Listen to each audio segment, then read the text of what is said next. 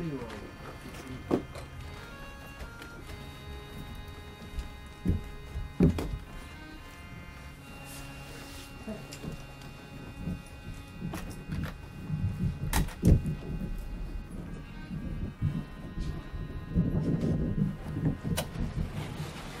Krishna. Welcome to 26 2nd Avenue, Matchless Gifts, the place where it all began. Under any moniker, we know it as the place where the revolution started. Srila Prabhupada's first temple in this Western world. And we're glad that you can all come here tonight to celebrate the appearance day of Srila Prabhupada. We have several of his disciples with us today, so we're going to get started right off the bat and hear their realizations and experiences with Srila Prabhupada. So I'm going to ask Badarayana Prabhu to start us off. Badarayana Prabhu was initiated in 1975. 73. He's always 2 years ahead of me. 1973. And he's been distributing books pretty much since then, 40 plus years of doing that. He's also been playing and recording music for just about as long. He's the executive director of Sanctuary NYC, which is pretty much like an upscale B&B, right? Kind of like a boutique yoga hotel. Boutique yoga hotel. Oh, that's much better marketing, man. Absolutely. And of course, Stanton Street Yoga, which is a great place right on Stanton Street, not so far away from here. So come on up, Prabhu, please, and share your realizations with us.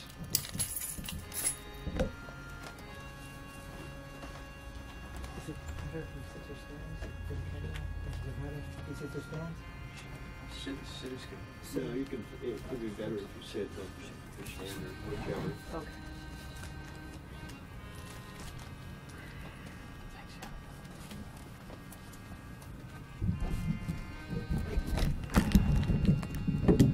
I think it's appropriate to put Prabhupada's book on top of it. I think so. Na Om Vishnu Padaya Krishna Vastaya Bhutale Shrimati Bhaktivedanta Swami Namane. Namaste Saraswati Devi Gauravani Pacharne Nirvisesa Sunyavadi Pashyatari Shatamane. Thank you so much for everyone for being here on this very holy day at this most holy Tirtha. Though I want to celebrate you, Srila Prabhupada, for so many things, there is one that stands out as most prominent. That being that you tirelessly and selflessly sacrificed your life for the ultimate benefit of others. No personal motive, no personal agenda, pure, cent per cent, only for the satisfaction of Krishna and to benefit others. One may be a philanthropic man or woman of this world, but on the material plane there is always the agenda, whether it be gross or subtle. I may go out of my way to help others, my neighbor, my wife, my son, my friends, the innocent animals, the poor, my company, my country, etc. Though certainly noble, there is always an underlying motive. That is natural in this realm. But who exists only for the benefit of others in this world? Who exists only to please the Supreme Lord? Is there such a soul? 3 hours of sleep a night, one who retires at 10 p.m. and arises at 1 a.m., day in, day out, without fail, wherever they are in the world, however grueling their schedule and chronological age, to translate and write illuminations of Bhagavat wisdom as directed by God Himself, only to benefit others. Who can do this? Where is such a person to be found? Of course, we as devotees know the answer. That person is none other than AC Bhaktivedanta Swami Srila Prabhupada. What is given in these books that you've painstakingly revealed? The ultimate panacea for all forms of suffering. Nothing else, only to benefit, only to bring the soul in closer proximity to the Supreme Soul, Lord Sri Krishna, only to help the soul find his or her place at Radha and Krishna's lotus feet, and return to that eternal realm where once having gone, one never returns. I heard Srila Prabhupada say in a lecture last night that the Vrindavan mood is based on exclusively thinking, feeling, and willing only for the satisfaction of Krishna. That is real purity. Others may engage in welfare activities, but they do not understand the eternal fundamentals of real welfare work, nor the true formula for world peace, individually and collectively. Bhoktaram yagatapasyam sarvaloka maheshwaram, that Krishna is the supreme enjoyer of all activities, and Lord Krishna is the supreme benefactor.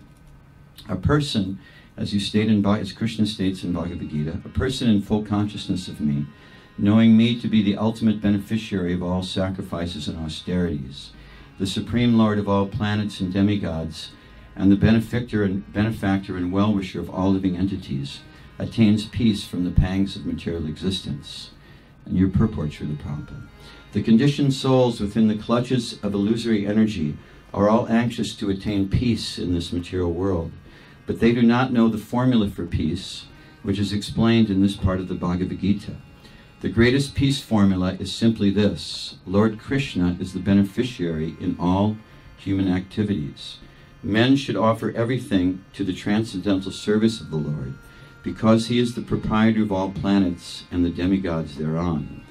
Unless one understands these bare facts, it is not possible to achieve peace in the world, either individually or collectively. This is the sense of Krishna consciousness. Lord Krishna is the supreme predominator, and all living entities, including the great demigods, are his subordinates. One can attain perfect peace only in complete Krishna consciousness. You, Srila Prabhupada, were in complete Krishna consciousness. You were in perfect peace and equipoised in all situations. You saw Krishna face to face. You were with Krishna, the Supreme Lord, the Supreme Lord of the cosmic manifestation, in Goloka Vrindavan, when he asked you to come to this realm and, quote, just write these books. You revealed to Bhavananda that you did not want to come here. But just like in Bhagavad Gita, when he spoke to Arjuna and instructed him to fight, Krishna encouraged you and gave his assurance that, quote, you just write these books. I will arrange everything. Just write these books. This is recounted by Bhavananda. Once Sudama was in your room, your disciple Sudama, and you were crying tears of love and gratitude. Sudama was concerned and inquired why you were crying. You said, because Krishna is so kind and beautiful, and he is standing right there in the long grass, as you pointed outside the window. Who else is there like you on the planet? One who sees God, one who talks to God face to face. Everything you did had one motive only, to please your Guru and Lord Krishna, so as to help benefit the conditioned souls. You often shed tears of compassion as you contemplated the suffering condition of people in this world, and thus you pushed your followers to imbibe this mood of mercy and magnanimity. Somehow or another, just get them to take a book, you implored. Somehow or another, bring them to Krishna consciousness. Selfless compassion to the extreme, exhibited 24/7. And you did this with an uncanny ability and boldness to present the truth, the whole truth, and nothing but the truth. So help you God. And help you he did, fully empowered you as a Shaktivesh avatar, as the world watched in amazement. Hare Krishna became a household name within a few short years. You did this with charm and candor, wit and wisdom, roses and thunderbolts. Some of those thunderbolts came in the form of so-called political incorrectness. You weren't concerned about offending the oft-times sentimentally motivated paradigms of modern humans. You exposed the moon landing, describing it as a hoax. You railed against modern politicians. You railed against the feminist movement. You called a spade, even though it often ruffled feathers. You saw through the layers of illusion, and you were never afraid to boldly, yet nonchalantly, tell it like it is. You weren't afraid of what others thought. You simply presented and represented the truth, as spoken by Lord Krishna. One time in Australia, you boldly defended the position of guru to a group of reporters. I'm going to read this pastime very quickly. This is from Ramai Swami. I believe it was in Australia. It's pretty cool. my favorite set of books, the Memories series. So Ramai Swami recounts, one reporter asked Srila Prabhupada, yours is a very ascetic movement, isn't it? Prabhupada said, no. The reporter said, but isn't your lifestyle one of self-denial? Prabhupada said, no. We teach love, love of God. The reporter said, but we've heard that you're going to be driven away from here in a chauffeured Rolls Royce. Prabhupada said, you can use everything in Krishna's service. If someone offers me a Rolls Royce, why should I refuse it? The Guru is God's representative, and everything should be used in God's service. Krishna rides in a golden chariot. What is this Rolls Royce? Some tin, some rubber, some wood. I say it's not enough. all the devotees said, Jai Prabhupada. And then he goes on to say, before this I was wondering if we should be using this Rolls Royce. I was a little worried about what people would think if it would appear ostentatious. But Prabhupada's answer was so bold that even the press, who are used to being sharp and quick to practically anyone, were silenced. They were shocked, flabbergasted by Prabhupada's response, and couldn't say any more. We paid our obeisances. There was some silence, and Prabhupada said, Jai, chant Hare Krishna. Then Prabhupada got up, and we accompanied him with the kirtan to his Rolls Royce. And then another instance, I'll read one more. This is Bhaktivedanta Swami, who came to Prabhupada with some objections about perceived prejudice in the Hare Krishna movement. And Prabhupada, rather than being sort of empathic and kind of, that would be the assumed response, he responded quite differently. So Bhaktivedanta Swami, of course he's passed on, such a great soul. He said, I had graduated from the University of Princeton and was working as an assistant to the public defender in New Jersey, but when I went to the temple, not many devotees preached to me. Maybe they saw that I was puffed up, but anyway, I said, Srila Prabhupada, there are prejudices in this movement. Prabhupada looked at me and said, someone is thinking you're the body. And if you're disturbed that they're thinking that you're the body, then you are also nonsense.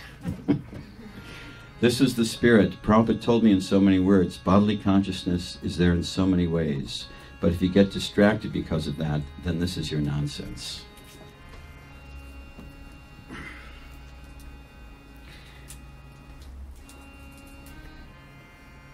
So this is very telling, as it shows the profound love and affection that Prabhupada displayed for his disciples, yet never at the expense of their advancement.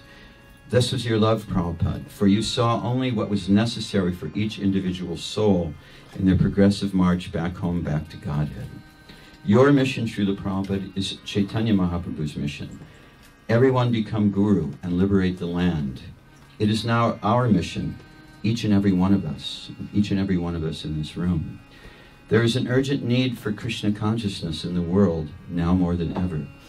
There are forces at play in Maya's kingdom which bewilder us, divide us, incite harshness and violence and abuse. At any moment, unrest and war or natural calamity may befall us. Let's face it, it's not pretty, and it's not getting any better. Yet, there is a great hope and cause for deep inspiration and encouragement. That hope is the message that you have given in your Bhaktivedanta purports. That message is who you are. It is how you lived your life as the perfect master, the Acharya, one who teaches by example, cent per cent. And that is what we aspire to.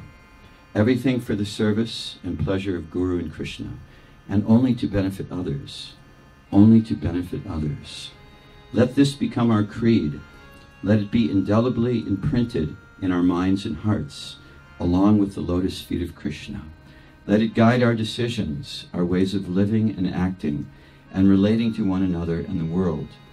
Let it help us rise above our differences and strive for the unity and diversity that Srila Prabhupada wanted in his mission. Krishna will help us and empower us to do wonderful things. It is already happening in so many ways. Srila Prabhupada, let us simply be your humble instruments, that just like a puppet in your hands, you may make us dance. Make us dance as you like, within this beautiful house you built, your glorious, supernatural, life-changing and world-saving movement, the Krishna consciousness movement. Srila Prabhupada, Ki Jai. With deepest gratitude.